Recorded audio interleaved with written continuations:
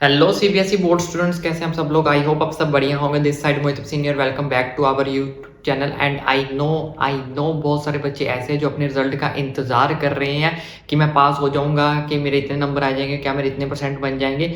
उसके अलावा भी कुछ बच्चे ऐसे हैं, क्लास 10th वाले भी और क्लास 12th वाले भी, खास करके पहले बात करते हैं क्लास 10th को लेकर।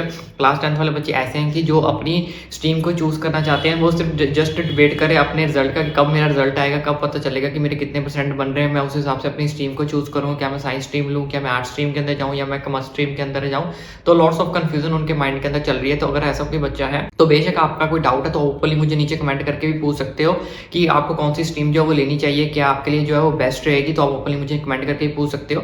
इसके अलावा क्लास 12th वाले बच्चे भी ऐसे हैं जो अपने रिजल्ट का बहुत बेसब्री से इंतजार करें कि कब 12th क्लास का रिजल्ट आएगा, कब पता चलेगा कि मैं कौन सी फील्ड में मुझे जाना चाहिए, कौन सा कॉलेज मेरे लिए बेस्ट रहेगा, कितने कॉलेज मुझे कितने परसेंट पे नंबर पे एडमिशन देगा या फिर नहीं देगा।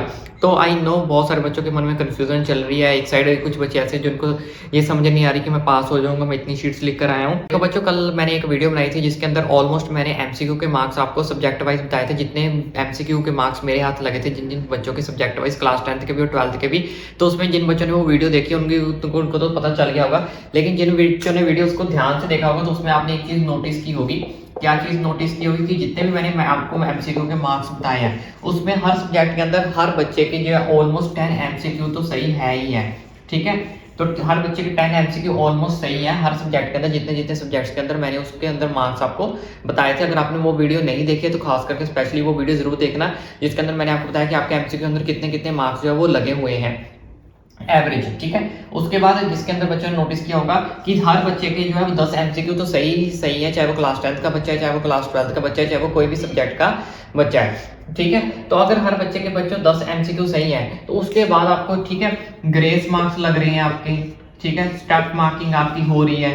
ठीक है, ग्रेस मार्क्स लग रहे हैं, स्टेप मार्किंग हो रही है, मॉडरेशन पॉलिसी लग चुकी है। ठीक है, तो इसके अलावा 10 नंबर तो हर बच्चे के ऑलमोस्ट बने हुए हैं। तो इसके अलावा भी अब आप बताओ आप कैसे फेल हो जाओगे, किस थिंकिंग से आप सोच रहे हो कि मैं फेल हो जाऊंगा। जस्ट आपको पास होने के लिए 23 और 27 नंबर चाहिए। ठीक है, ये 10th को चाहिए और ये हमारे पास 12th को चाहिए। तो अगर 10 नंबर आपके एमसीक्यू के ही लग चुके हैं तो 10 में से अगर आपके एमसीक्यू सही हो चुके हैं 23 में से, तो बचे कितने नंबर, 13 नंबर बचे। तो 13 आपके section B C D E, कई पेपर्स में एफ सेक्शन भी होता है।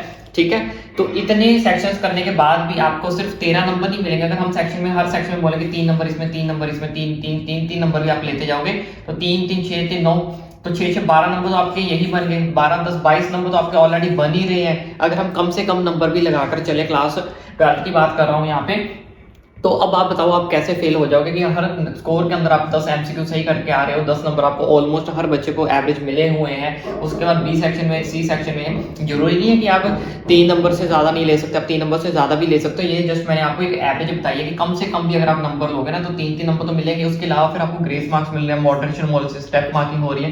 तो इतना सब लगने के बाद भी जस्ट आप खुद सोचो कि आपके 23 नंबर टोटल करने के बाद 23 नंबर भी नहीं बन सकते, 23 क्या आपके 30 नंबर भी बन जाएंगे आराम से। इसी तरह से क्लास 10th वाले बच्चों की बात करते हैं। 10th वाले बच्चों की भी देखो, बच्चों आपको कितने नंबर चाहिए, 27 नंबर चाहिए। तो 10 आपके भी एमसीक्यू ऑलमोस्ट सही है तो आपको तो सब प्रैक्टिकल मार्क्स भी लग जाएंगे। अगर आपके 10 एमसीक्यू ही सही हो गए, ठीक है, 20 नंबर की आपकी प्रैक्टिकल होती है, 20 में से हर बच्चे के 15 लगते हैं, तो 25 नंबर तो आपके यही हो गए। और आपको पास होने के कितने चाहिए, 27। उसके बाद आपका भी बी सेक्शन पड़ा है, सी पड़ा है, डी पड़ा है, ई पड़ा है, आपके तो आराम से 50 मार्क्स बन जाएंगे। इस हिसाब से आपके आराम से 50 मार्क्स बन जाएंगे, क्योंकि 50% बच्चे जो है वो अपना स्कोर आराम से कर रहे हैं। 50% स्कोर, चाहे वो आप कितने भी एवरेज स्टूडेंट क्यों ना हो, 50% मार्क्स जो है वो बहुत ज्यादा बच्चों के जो है आराम से बन जाएंगे। उसके बाद आपका कंपटीशन चलेगा कि आपके 60 बन रहे हैं, 70 बन रहे हैं, 80 बन रहे हैं या फिर 90 बन रहे हैं।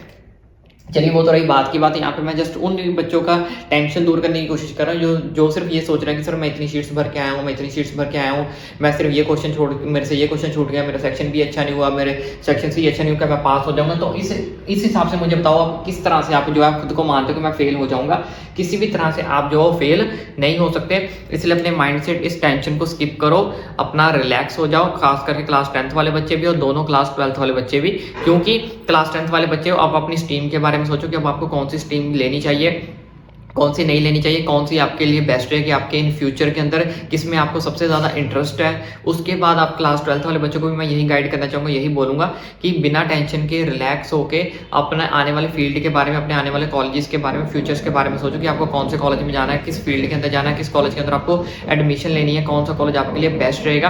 क्योंकि ये सब जो डिसीजंस हैं जो आप एक बार ले लोगे तो दोबारा से आप इस सब चीज़ों को रिपीट नहीं कर सकते। इसलिए इन सब डिसीजन को सोच समझ के लेना। मेरे लायक कोई आपको गाइडेंस चाहिए या मेरे से कुछ आपको हेल्प चाहिए तो ओपनली आप मुझे नीचे कमेंट करके भी पूछ सकते हो। और रही बात रिजल्ट की, अपडेट रिजल्ट की, देखो बच्चों अपडेट जो मैक्सिमम न्यूज़ चैनल के अंदर फैली हुई है कि आपका जो रिजल्ट है वो फर्स्ट वीक ऑफ मई के अंदर आ जाएगा, ठीक है। तो मैक्सिमम चांसेस है कि वो सब यही बोल रहा है कि फर्स्ट वीक ऑफ मई के अंदर आ जाएगा, लेकिन मुझे नहीं लगता कि ऐसा होगा, क्योंकि 5 मई को नीट के बाद ही आपका जो रिजल्ट है वो डिक्लेयर होगा। हाँ 6 को हो जाए, 7 को हो जाए, 8 को हो जाए, मैक्सिमम चांसेस है कि 10 तक जो आपका रिजल्ट है वो डिक्लेयर हो जाएगा, लेकिन 5 मई से पहले आने की संभावना जो वो बिल्कुल भी नहीं है। आई होप आपको ये वीडियो अच्छी लगी हो। वीडियो अच्छी लगी हो तो चैनल को सब्सक्राइब करना ना भूलें, ताकि आने वाली सारी की सारी अपडेट सीबीएसई के रिलेटेड, एडमिशन के रिलेटेड, कॉलेज के related, NEET, each and important every update आपका भाई आप तक पहुंचाएगा, ताकि आपको किसी भी प्रकार की टेंशन ना हो और आपको किसी भी प्रकार की गलत गाइडेंस जो है वो ना मिले। जो जो इंपॉर्टेंट अपडेट्स होती हैं वो डेफिनेटली आपका भाई आप तक पहुंचाएगा। इससे चैनल को सब्सक्राइब करना ना भूलें।